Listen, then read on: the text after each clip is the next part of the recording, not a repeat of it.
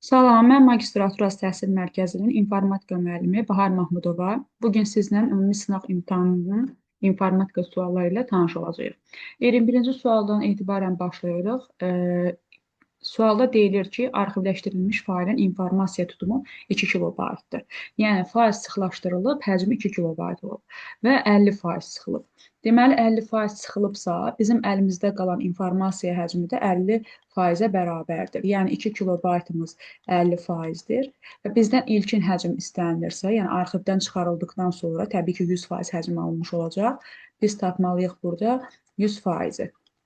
Deməli, buradan da x-i tapanda gördüyünüz kimi 2 vurulsun 100, bölünsün 50 və cavabımız da eləyəcək 4 kilobayt. Əslində, həll eləmədən belə avtomatik cavabı tapa bilənləriniz olmuş olacaq. 22 nömrəli testdə bizə deyilir ki, iş masasının fonunu şəkil, rəng və ya slideshow ilə dəyişmək üçün kontekst menyunun hansı bəndindən istifadə edilir? Bu sualı əyani sizə göstərim. İş masasının kontekst menyusunda açırıq, personalize bəndinə keçirik. Və buradan görürsünüz ki, background hissəsindən biz ekrana şəkil, rəng və slideshow yerləşdirə bilərik. Üzərinə də klikləyək. Üzərinə klikləyəndən sonra da gördünüz ki, buradan seçimləri eləyə bilərik. Rəng, slideshow, yoxsa şəklin yerləşməyini. İndi isə keçək digər sualımız. Digər sualımız 23 nömrəli testi Excel ilə bağlı sualdır. Verilir ki, C1 xanasındakı düsturu C2 xanasına köçürdək. Yəni, biz belə eləyəcəyik. C1-dən C2-yə köçürməliyiksə, baxıb görürük ki, hərfimizdə heç bir dəyişiklik olmur. Yəni, sütun adında. Sətir adımızı isə bir vahid artırır. Deməli, biz də düsturumuzda sətirləri bir vahid artırmalıyıq. Yazırıq average. A1 bir vahid artıb olacaq A2. Diapazon olduğu kimi qalır. B2 olacaq B3. Təbii ki, düstur köçürdəndə biz düsturdakı sətir və sütundan başqa digər dəyişənlərə toxunmuruq. İndi diapazonumuzu götürək. Diapazonumuzda deyir ki, A2-dən B3-ə, A2 bura, B3 də bura. Deməli, bu diapazon, yəni 4 plus 2 plus 1 və üstə gəlinsin 5. Ədədi orta nə idi? Toplayıb sayına bölmək. Böləcəyik nəyə? 4-ə. Gördüyünüz kimi toplayanda da bunları eləyir 12. 12-yi də böləcəyik 4-ə. Cavabımız eləyəcək 3, yəni C variantı. Bir də xatırlatma eləyək ki, əgər average funksiyası, yəni ədədi orta diapazona və ya xanaya müraciət eləsəydi, burada görülən dırnaqdakı 5-i saymayacaqdı. Amma öz argumenti kimi mötərizə daxilində dırnaqda 5-i görəndə onu qəbul eləyib hesablama prosesində iştirak etdirir. 24 nömrəli testdə deyir ki, bizə resursun identifikatoru, yəni URL verilib. Bu identifikatorda biz protokolu tapmalıyıq. Təbii ki, artıq çoxumuz bilirik ki, URL-də, yəni resursun ünvanında həmişə birinci gələn hissə protokolu, sonraki hissə internet xidmətini, qısa-qısa yazıram, və sonraki hissə isə bizə domen, server və host adları ifadə edir. Domenlərimizdə də təkrar üçün deyək ki, sağdan sola doğru səviyyə aşağı düşür. Məsəl üçün, bu domeyndə ən yüksək səviyyəli hissəni istəsə, biz cavab olaraq com götürəcəkdik. Testimizin isə cavabı gördüyünüz kimi oldu A variantı, yəni NNT-dir. 25 nömrəli test Word mövzusu ilə bağlı sualımızdır. Soruşur ki, hansı görünüş rejimində lent interfeysi əks olunmur? Deməli, ilk öncə biz bilməliyik ki, Word proqramında 5 ədəd görünüş rejimi var və təbii ki, hər bir görünüş rejiminin, belə deyək, özünə xas xüsusiyyətləri var. Məsəl üçün, gəlin görünüş rejimləri ilə bir-bir tanış olaq. Birinci görünüş rejimimiz hamımızın istifadə elədiyi və ilkin vəziyyətdə olan print layout görünüş rejimidir. Buna əsasən ayrılıq xəttkeşlərin hər ikisinin yerində olması ilə, yəni həm üfüqi, həm şaqili xəttkeş vasitəsilə və təbii ki, görürsünüz ki, lentdə öz yerindədir. Web layout görünüş rejimində yalnız üfüqi xəttkeş görünür və lentdə öz yerindədir gördüyünüz kimi. Outline görünüş rejimində gördüyünüz kimi yenə lent öz yerindədir. Hətta fikir versəz, öz adına uyğun bir, belə deyək də, tab da gəlmiş olur və heç bir xəttkeş görünmür. Digər görünüş rejimimiz draft görünüş rejimidir. Draft görünüş rejimində də lent öz yerində qalır və yalnız üfüqi xəttkeş görünür və diqqət elədinizsə, outline və draftda sənəddə olan şəkillər də görünmədi.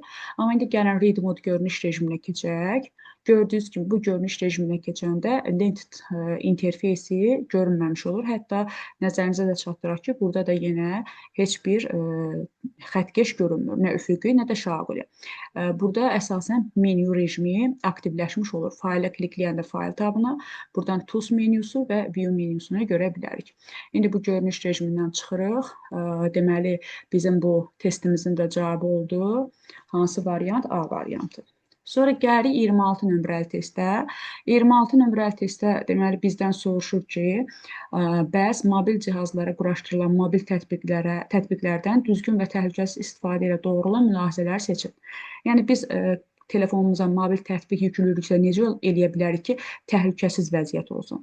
Birinci bənddə deyilir ki, mobil tətbiq quraşdırılarkən sistemdən tələb etdiyi icazələrin təyinatına uyğun olub olmadığını müəyyənləşdirmək. Hamımız bilirik ki, telefonumuza hər hansı bir proqram yükləyəndə bizdən müəyyən icazələr istənilir. O icazələri kör-təbii yox da diqqətlə oxuyaraq qəbul etməliyik. Deməli, bir doğrudur. Tətbiq marketindən tətbiq yükləyən zaman tətbiqin reytinqini və reputasiyasını diqqətlə gözdən keçirmək lazımdır. Bəli, tətbiq haqqında olan rəylərə, reytinqə diqqət eləmək lazımdır. Mobil tətbiq marketindən yüklənməsinə əmin olmaq. Bəli, bilirik ki, tətbiq marketlərində proqramı yükləmək daha məqsədə uyğun və təhlükəsiz olar, nəinki bilmədiyimiz hər hansı bir linklərdən. Mobil cihazlara antivirus proqramlarına yükləməmək, bunun təhlükəsizliklə heç bir aidiyyatı yoxdur, götürə bilmərik.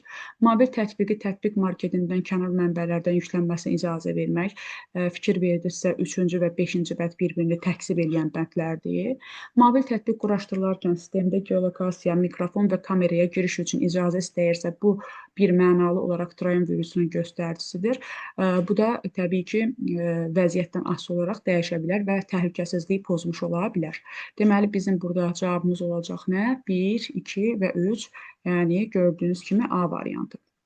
27 nömrəli testdə bizə deyir ki, aşağıdakılardan hansı sorğu növünə aid deyil? Burada bizim cavabımız Y variantı olacaq. Çünki Y variantı filtrin növü hesab edilir. Bunu da həm nəzəriyyə daxilində, həm də nəzəriyyənin sonunda olan qeyddə əyani şəkildə görə bilərsiniz.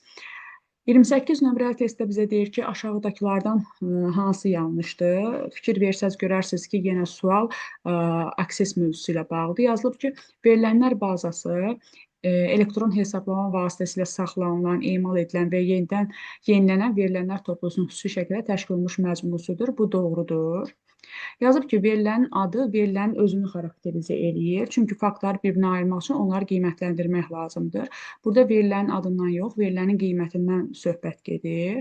Deməli, burada səhv B variantıdır. Sahənin bəli, ən birinci xüsusiyyəti onun uzunluğudur. Unikal xüsusiyyəti isə onun adıdır. Unikal sahə elə sahədir ki, onda olan məzmun təkrarlanmır. Bəli, elə adından görünür. Unikal nə deməkdir? Təkrarı olmayan. Hər bir sahənin unikal xüsusiyyəti onun adıdır. Diqqət elədirsə, C bəndindən danışanda Y bəndini təkrar eləmiş, əlaqələndirmiş olduq. Deməli, keçirik indi 29 nömrəli testə.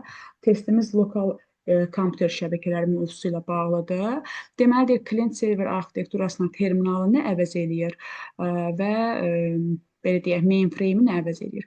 Terminal işin, belə deyək də, getdiyi bir kompüteridir. Ona görə işin getdiyi bir kompüterdə istifadə olunan bir kompüterdirsə, deməli, burada bizim cavabımız olacaq terminalı əvəz eləyən klient. Sonra bir də qeyd edib ki, mainframe-i isə nə əvəz eləyir? Təbii ki, mainframe-in qarşısına yazıb ki, informasiya emalı, ümumi məsələləri həll etmək üçün məqsədlə ayrılan, burada isə bizim bu işlərimizi həyata keçirən server kompüterlərdir. Onlara da kompüter serverləri də deyilə bilər. Deməli, bu testdə bizim cavabımız olacaq 29-da C variantı. 30 nömrəli testdə bizə deyir ki, Excel ilə bağlı olan sualdır. Alignment-də, belə deyək də, bizdən düzləndirməni istəyir və müxtəlif istiqamətlərdə düzləndirməni. Bəlkə də bu testi bilməsəniz belə, buradakı oxunan istiqamət olduğunu tapa bilərsiniz.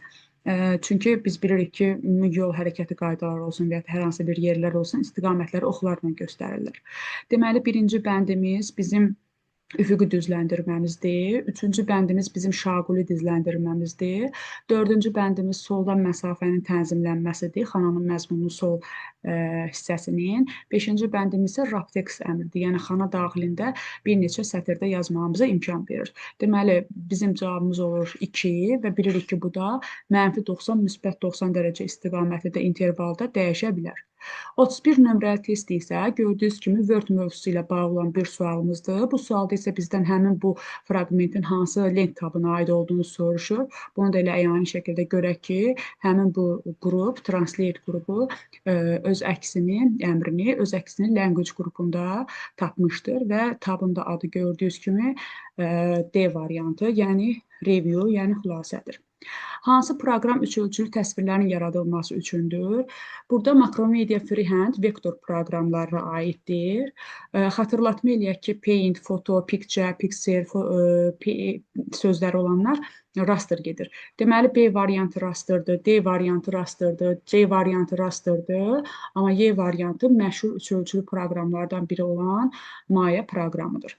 33 nömrəli testdə bizə deyir ki, bəs bir faylımız var, ötürülmə sürəti 4096 kilobit bölü saniyədir. Yazırıq bura. T-miz isə bərabərdir 10 saniyədir. Yəni zamanımız. Bizdən faylın həcmini istəyir, özü də kilobaytla istəyir. Biz də V bərabərdir S bölü T düsturuna əsasən S-i tapmaq üçün V-ni T-yə vurmalıyıq. Bizdən də fikir verirsə, sürəti kilobitrlə verib, amma cavab olaraq kilobaytla istəyir. Ona görə biz bunu 8-ə bölməliyik. Bir qaydadır ki, kilobitdən kilobayta gedəndə 8-ə bölmək lazımdır. Yəni 2 üstü 12-ni 2 üstü gördüyünüz kimi 3-ə böləcəyik. Bu da verəcək bizə 2 üstü 9, yəni 512 kilobayt bölünsün saniyə. İndi düsturumuza uyğun yerinə yazırıq. Sürətimiz 512, zamanımız 10. Deməli, burada da olacaq 5120 kilobayt, yəni Y variantı. 34 nömrəli testdə təqdimatda slaydların nömrələnməsi əmri hansı tabda yerləşir? Bu sualımızın cavabı isə təbii ki, insert tab olacaq. Çünki PowerPoint proqramında slaydı nömrələmək üçün insert tabının text qrupundakı ən əsas əmr slide number adına uyğun olaraq təbii ki, belə deyək, cari ana və məqsədə uyğun olaraq date, time və header, footerlə də nömrələmələri həyata keçirə bilərik. Çünki bu üç əmrin üzərinə də müvafiq vəziyyətə uyğun klikləyəndə eyni dialoq pəncərəsi olan header and footer adlı dialoq pəncərəsini açmış olurlar. Deməli, bu testimizdə də bizim cavabımız olacaq Y variantı. 35 nömrəli testdə bizə deyir ki, aşağıdakılardan hansı verilmiş fraqmentə aid deyil? Fraqmentdə görürsünüz ki, 4 dənə bənd var və bu 4 bənddən 4-ün adı burada var. Təbii olaraq elə bir bənd var ki, burada yerləşmir o. Deyərsiniz, bu hardadır? Təbii ki, biz hamımız bilirik ki, bizim paste ilə bağlı olan əmrlərimiz home tabında olar. Buradan paste-ə klikləyəndə fikir verirsiniz ki, burada hal-hazırda bir dənə paste öz əksini tapıb. Niyə? Çünki mən hər hansı bir belə deyək də, əsaslı kopyalama işi aparmamışam. Bir kopyalama əməliyyatı elədim gördüyünüz kimi və artıq gördünüz ki, həmin bəndlər burada əks olundu.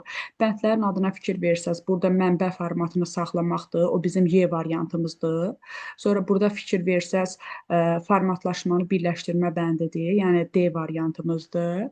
Sonra burada keçirik picture-dir gördüyünüz kimi, yəni cut və ya kopyalədiyimiz fraqmenti şəkil kimi sənədə əlavə edə bilirik və sonuncu bəndimizdə diqqət eləsəz, keep text only-dir, yəni mətnin formatını saxlamır. Mətni sadəcə qara hərflər və sadə şrift formatına sənədə əlavə edir.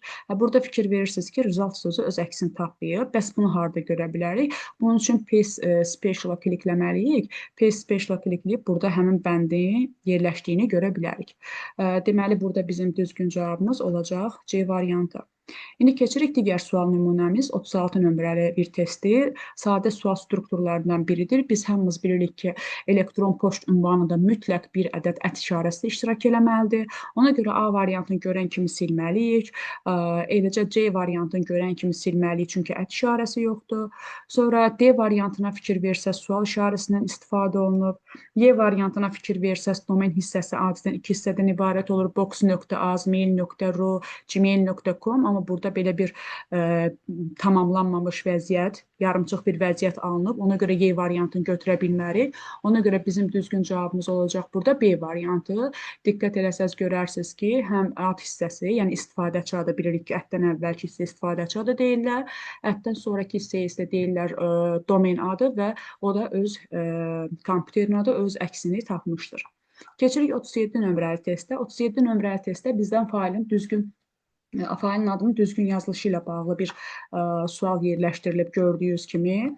Deməli, biz burada görürük ki, failin adında hansı simvollardan istifadə etmək olmaz əsas önə gətirilib.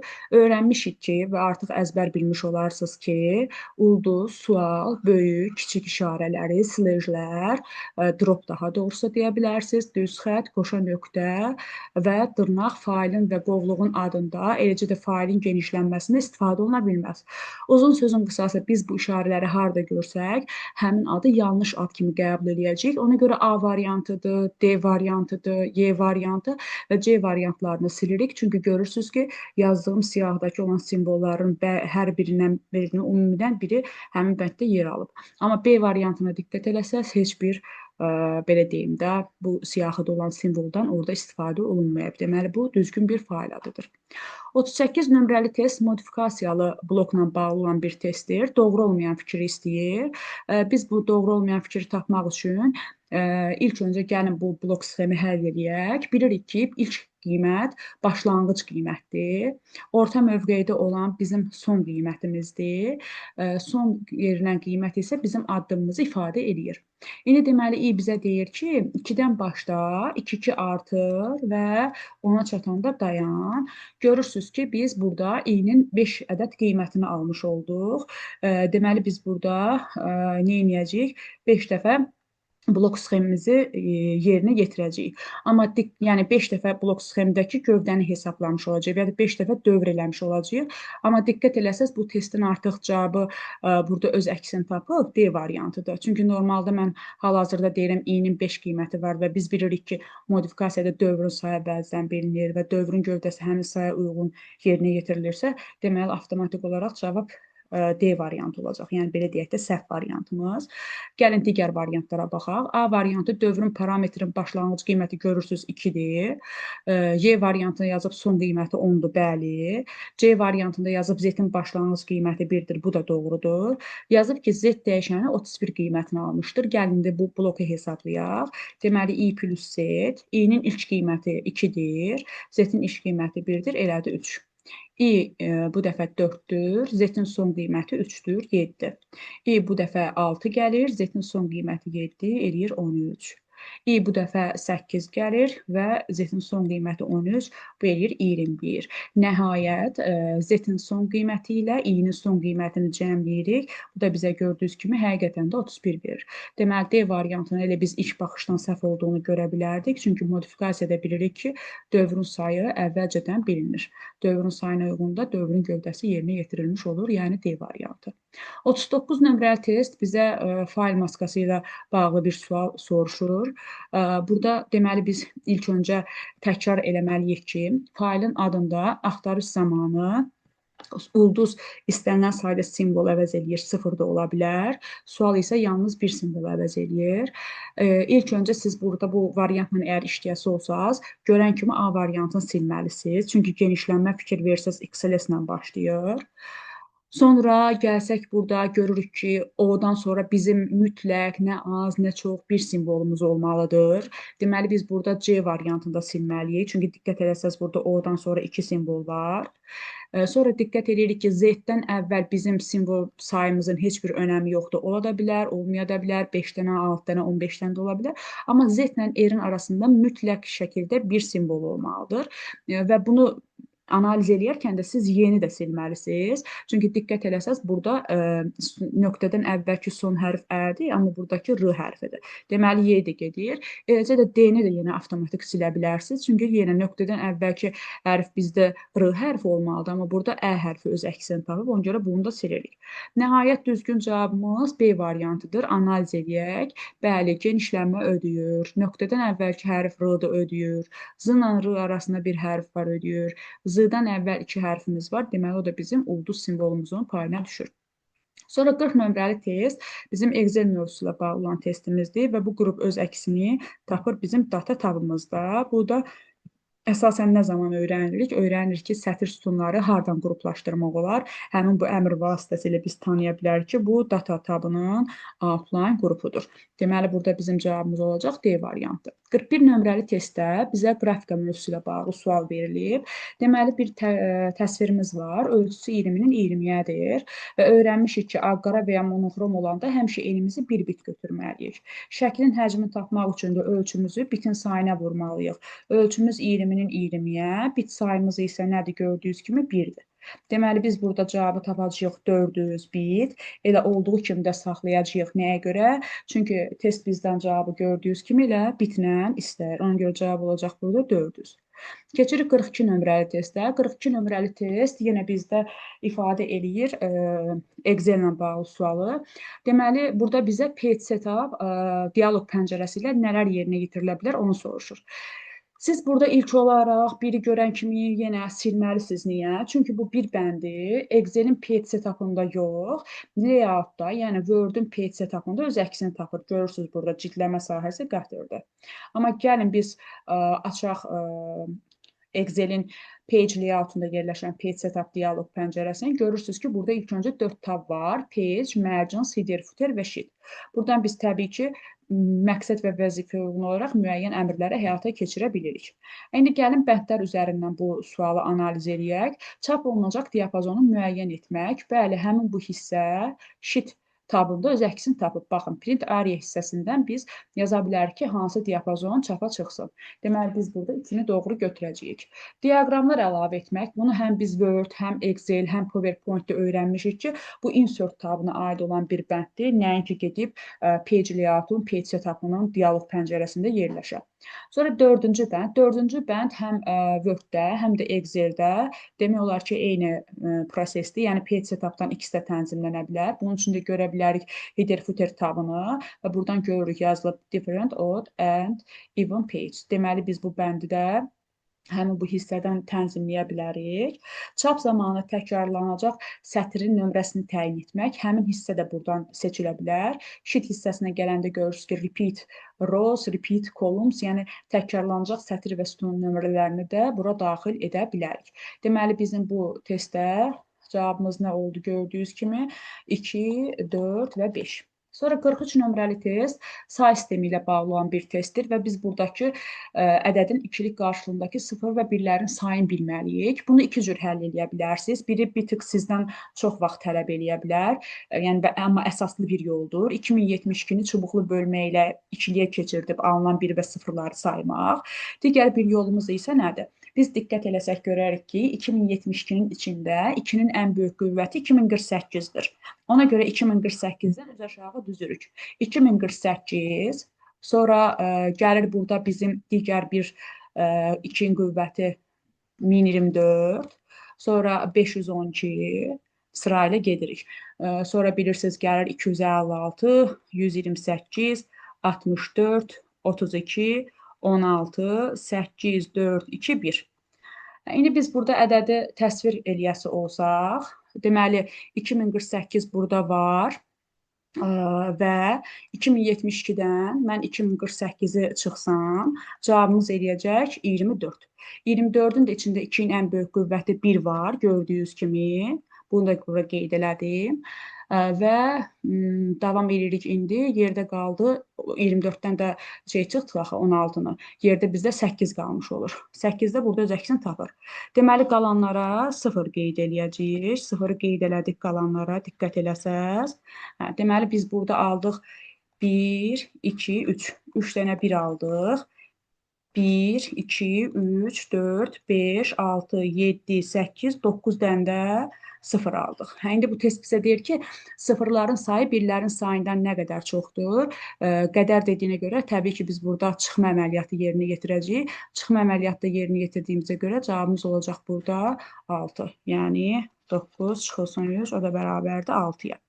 44 nömrəli testdə birinci bəndimizin görən kimi yəqin səhv olduğunu görmüş olarsınız. Çünki burada klaviatura qarşılıqlı əlaqə və informasiya mübadiləsini həyata keçirmir. Klaviatura bizə imkan verir ki, biz hərfləri və simvolları klaviaturadan daxil edirik. Kompakt disk məlumatın monitora verilməsinə cavabdeh olan element deyil. Çünki kompakt disk bizim xarici yaddaş qurğumuzdur. Bəli, yaddaş tutumu kompüterin yaddaşında saxlanıla bilən informasiyanın miqdarı ilə təyin edilir. Doğrudur. Təsvirin ekrana çıxarılması üçün rəqəm analoq çeviricisi bəli, RAMDAQ adlanır. Modem kompüter və telefon xətti arasında rəqəmli elektrik siqnalları analoqa və ya əksinə çevrilir. Adı da buradan gəlir, modulyasiya, demodulyasiya. Deməli, bu testdə bizim cavabımız olacaq 3, 4 və 5. Sonuncu sualımız isə PowerPoint mövzusu ilə bağlıdır.